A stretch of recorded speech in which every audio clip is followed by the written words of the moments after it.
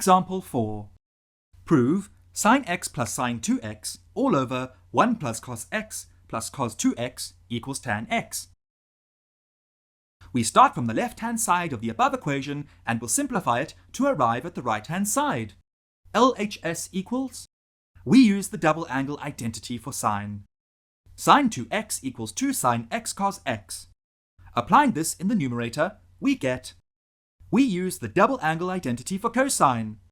Cos 2x equals 2 cos square x minus 1.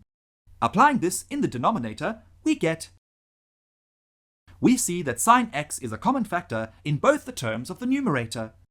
We see that cos x is a common factor in both terms of the denominator.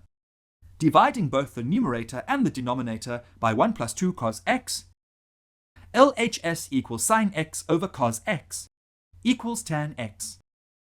This is equal to the right-hand side of the equation that we are required to prove.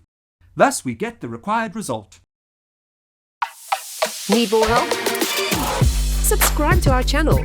Can't wait that long? Ask Masky to help you and let the math finally start mathing.